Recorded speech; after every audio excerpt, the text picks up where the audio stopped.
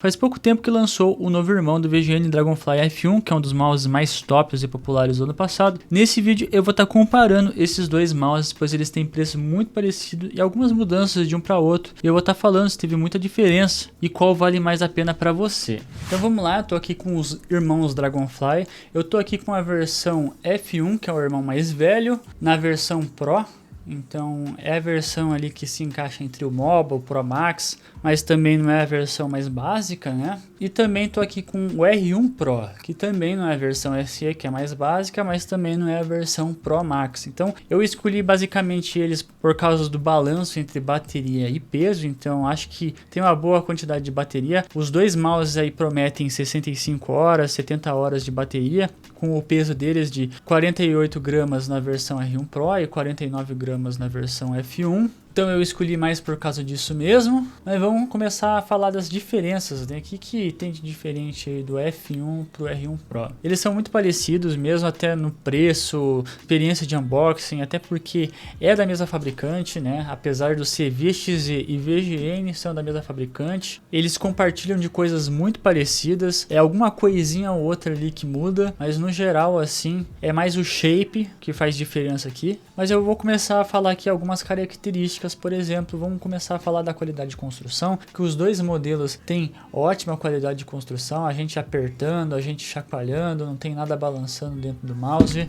Opa, então a gente sente uma boa qualidade nos dois mouses, tanto no R1 Pro também, que é aqui ó, muito bom, a gente não sente nenhum estralo, nada solto, nenhuma rebarba. Os dois têm excelente qualidade, eu não tenho nada a reclamar deles. Agora falando da qualidade da textura deles, eles têm qualidade de textura diferente. O Dragonfly F1 na versão branca não é aquele mouse assim que é muito escorregadio, que tem uma pintura, né, por cima. Não, ele é um mouse assim que ele é meio fosco, ele agarra bastante na mão.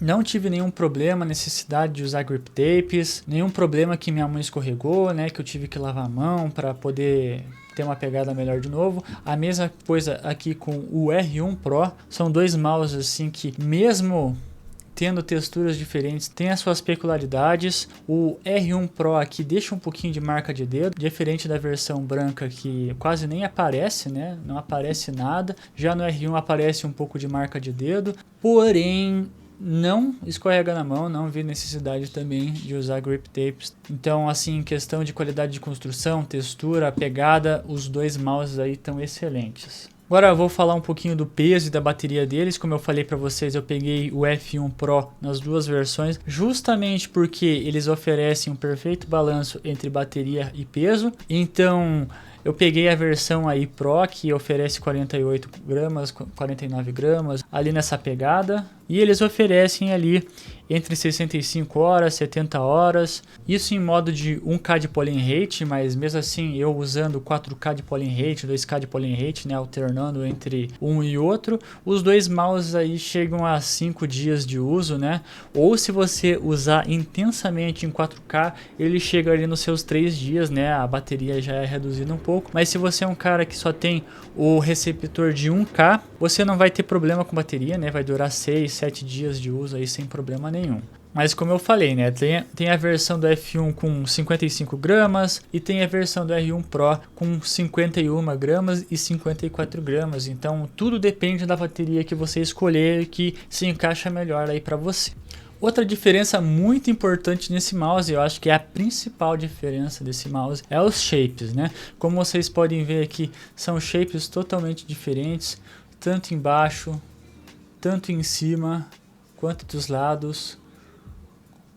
São mouses assim que o Dragonfly F1 Pro, por exemplo, ele tem uma pegada assim com um RAM maior, dá pra ver que ele é mais redondinho, mas ele é cheio de curva, como vocês podem ver nas laterais. Aqui em cima também tem uma curvatura muito legal nos botões. E já o R1 Pro, ele é um mouse assim que ele é mais rebaixado na parte da frente, aqui pra cima ele é um pouquinho mais alto e ele é totalmente flat aqui na parte dos lados, dos botões. É aquele mouse assim que é feito para fingertip, para claw grip, então ele é rebaixado mesmo e é um shape médio, né? O F1 também é um shape médio, mas ele se assemelha ali, vamos dizer assim, ele é quase um Logitech G Pro reduzido e também fica ali entre os Vipers, né? O Viper Mini, o Viper normal, o Viper Ultimate tem essa pegada, né? Por causa das suas curvaturas, então ele é uma mistura de tudo. Acho bem legal o shape do F1, é um dos shapes mais confortáveis que eu já usei.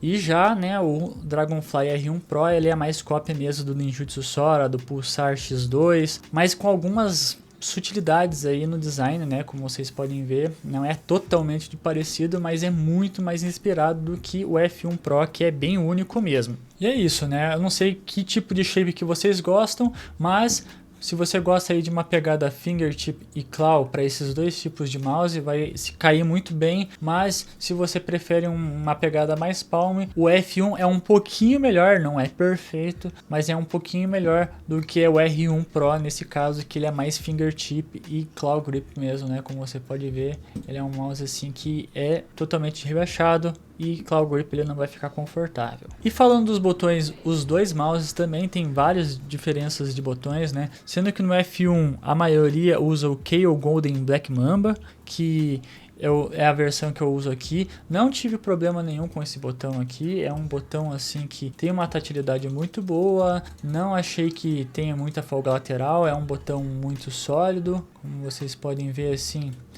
não é um botão que samba muito. E em questão de pre-travel e post-travel, tem um pouquinho assim, mas nada que é muito escancarado assim. Eu acho que ó, de pre-travel, como vocês podem ver, ele tem um pouquinho de balanço aqui antes da ativação. E post-travel acho que é um pouquinho menos. Já o R1 Pro aqui usa os botões Iceberry na maioria das versões, né? No R1, no R1 Pro. E só na versão Pro Max, eu acho, né? Eu não tenho total certeza, mas aqui na versão Pro Max é a versão Kaihua White Blade, parece que é assim o nome dele. Eu não sei qual que é a diferença do Ruano Iceberry Pounder que eu tenho aqui, se tem uma diferença muito grande, mas olha, eu gosto bastante da sensação tátil. Até acho que é um pouquinho mais sólido do que no F1. Os cliques assim são mais táteis, nada muito diferente assim, mas também, como vocês podem ver, não tem muita folga lateral, muito menos aqui que no F1, e também post-travel é questão assim de bem menos post-travel que na versão F1 também, e post-travel também tem um pouquinho, mas isso também não é um problema. E os scrolls, os dois usam o TTC Silver, que realmente tem a mesma tatilidade, tem a mesma sensação, os dois são literalmente assim iguais, assim, não tem o que diferenciar. São o mesmo scroll. E os botões laterais eu acho que tipo no F1 ele é um pouquinho duro, eu não tenho problema nenhum com isso, né? Eles são um pouquinho secos e eles têm bem pouquinho pre-travel e um pouquinho de post-travel também, que não é um problema. E no R1 Pro eu sinto também que não tem quase nada de pre-travel e post-travel também é bem pouquinho. São botões laterais bem legais. Para você aí que joga um Fortnite, por exemplo, que constrói aí com os botões laterais, que nem eu, isso aqui vai ser perfeito. Falando dos fits, também são a mesma coisa, né? Porque é da mesma fabricante. Só muda o desenho, que aqui em cima é diferente, aqui também, né? Parece dois sorrisões. E aqui também, né? Diferente aqui na versão do R1 Pro. Mas assim, tem o mesmo desempenho, você sente assim que não é um mais lento que o outro ou mais rápido que o outro. Eu não vejo necessidade de vocês trocarem os fits por um Tiger, nem Qualipad e nem outra marca third party. E agora eu vou falar também de uma coisa que também é muito importante nesses mouses, é que os dois mouses usam o sensor PixArt PAW3395. O mouse R1 aqui tem a versão SE do PixArt 3395, que é uma versão mais básica, que chega até 2K de polling rate, mas eu tô aqui com as duas versões do mouse aqui, que usam 4K de polling rate, né? E no F1 parece que todos têm compatibilidade com os 4K. Tudo que você precisa é desse dongle receptor aqui, que você consegue tanto parear o Dragonfly F1 quanto o R1, é só ir lá no seu software e parear, é bem simples, é só segurar os três botões aqui, os botões principais e o scroll tudo junto, que você não vai conseguir parear sem problema nenhum. Então isso aqui é uma parada muito legal, poder usar 4K com o mesmo receptor. E voltando para o desempenho assim desses mouses, não senti problema nenhum no Pixar 3395 deles. Eu usei bastante eles em 1K de polling rate e assim, foi excelente. Tive boas plays, bom flicks, bom tracking com eles, não tive problema com a gameplay, não achei que foi o problema de eu morri, perdi a partida. Eu acho que eles assim estão muito bem implementados. Só que eu tenho um porém, eu acho que em questão de 4K, o R1 Pro se sai melhor que o F1. Eu não sei porque um dia eu testei os dois no mesmo dia e o R1 Pro ele não falhou em momento nenhum. Eu tava ali nos meus treinos de mira, né, do AimLabs, e realmente foi perfeito. Só que na hora que eu conectei o F1 Pro eu tive algumas inconsistências. Eu sinto que nesse mouse usar 4K eu tenho algumas inconsistências, 2K melhora um pouquinho, mas ainda assim não sinto que é perfeito. Então na grande maioria das vezes eu usei ele em 1K, apesar de estar usando bastante ele em 4K, eu não tive problema com ele. Mas assim, o R1 Pro eu não tive problema nenhum. Todas as partidas, todas as rodadas de AimLabs, todas as coisas que eu fiz com esse mouse, eu não tive problema nenhum com o 4K. E para finalizar aqui, esses dois mouses, além de compartilhar o mesmo dongle receptor 4K, eles também compartilham o mesmo software, que é o software VGN Hub ou VHub, que é um software excelente. Eu acho assim que tipo tem uma hub muito legal, a Home assim lembra muito o software da Logitech, e nesse software aqui ele é bem completinho. A gente clicando aqui no mouse, né, selecionando a opção que a gente quer, a gente consegue remapear os botões, a gente consegue ajustar os DPIs e colocar vários levels de DPI que a gente quiser. Eu sempre deixo 2 na maioria das vezes, né. Aqui em Performance Mode a gente consegue alterar o polling rate, como eu falei para você, tem 4K, 2K, 1K de polling rate, e os outros eu não recomendo você estar deixando menos de 1000 polling rate, mas também tem outras coisas como Motion Sync, Ripple Control, Performance Mode que eu recomendo estar deixando ligado, e várias outras coisas. O LOD de 1 e 2 mm, também tem o Sleep Mode, né, que eu geralmente deixo o máximo possível, e também tem o Debounce Time, que todo mouse tem o Debounce Time. E por último, aqui na última aba, a gente, como eu falei para vocês, consegue parear o seu mouse, tanto o Dragonfly F1 quanto o R1. Então assim, é um software muito legal,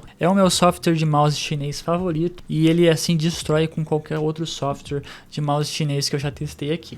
E é isso, pessoal, eu espero que vocês tenham gostado do vídeo. Os dois mouses aqui, eles são ótimas opções, não importa qual você escolher, você vai estar bem servido. A única diferença significante deles mesmo é o shape, mas de resto assim, eles são bem semelhantes. E deixem aí nos comentários o que vocês acham, qual que vocês têm, qual que vocês gostariam de ter. Vocês podem estar mandando suas dúvidas que eu posso estar respondendo vocês. Se você gostou do vídeo, deixa um like, deixa um comentário, se inscreve no canal para mais conteúdo de periférico, comparativo, reviews e coisas para setup. Você pode estar me seguindo lá nas redes sociais para saber os spoilers dos próximos vídeos. E eu agradeço a todo mundo que ficou até aqui e até a próxima.